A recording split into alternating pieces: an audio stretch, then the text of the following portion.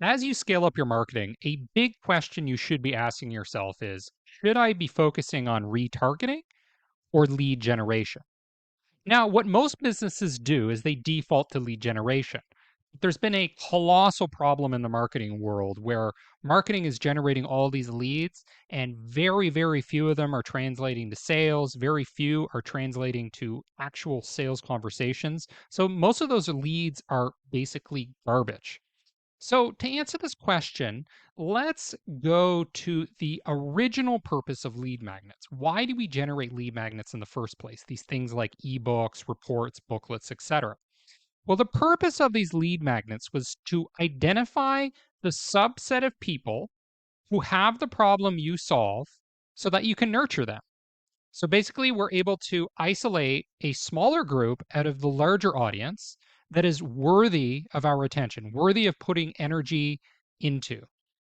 But one of the problems we've run into is that lead magnets are not actually doing a very good job of doing that now. Basically, what's happened is marketing departments are generating leads for the sake of generating leads. How do we maximize the number of leads? So, what they're doing is they're changing the nature of the lead magnet. It's not what's going to be best to select the people that have the highest probability of buying from us. It's more what's going to have mass appeal in the market. So the whole function of a lead magnet has completely changed. The other key thing that has happened is technology's changed. We no longer need to generate leads to identify people that have an interest in what we're selling.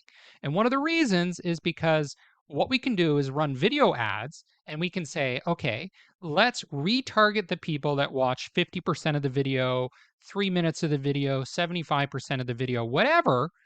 And then we don't need to gate the video. We don't need people to actually become a lead to watch the video. We can advertise the video itself.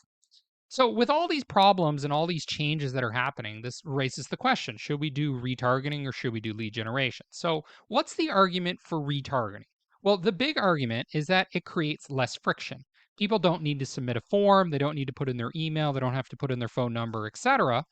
And basically, the idea is that's going to generate more customers in the end. We're able to hit and influence more people. More people are going to watch our webinar. More people are going to watch our video. More people are going to watch our ad.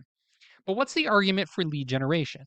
Well, one of the strongest arguments is that the cost per impression, the CPMs, are cheaper with email.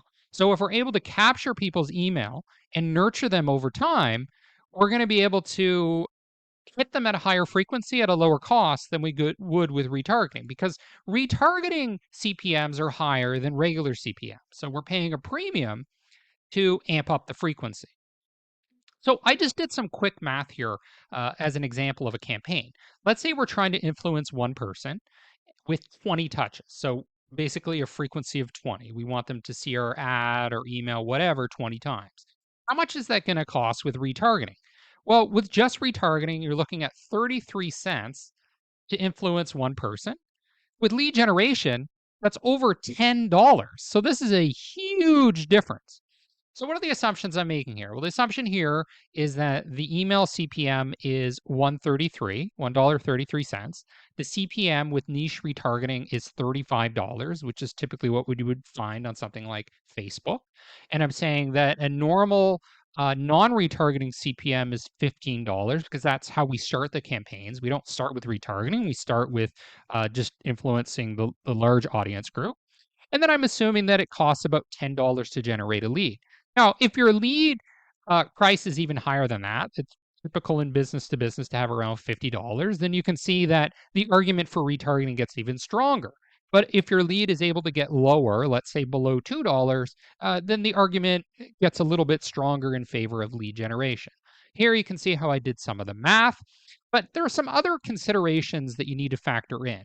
One is retargeting gets cheaper over time because the larger your retargeting group is, generally speaking, the cheaper it's going to be to influence that group with your ads.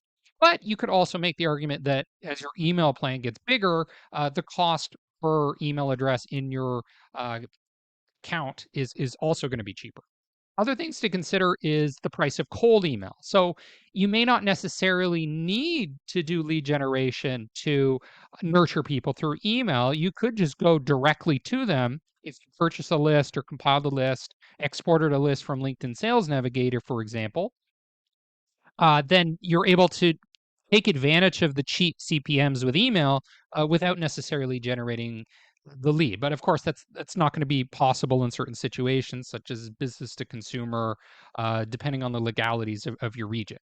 Now, another thing is if you have SDRs or account executives involved, their time is going to be very expensive. So that's going to really increase the price to acquire a customer. And the other thing you need to consider is, are you going to go with a higher frequency? Because 20 touches may not be enough to acquire a customer. And if you're going to double that, then you can see that the fixed cost of lead generation becomes less important because we're dealing more with the variable expense of frequency and CPMs.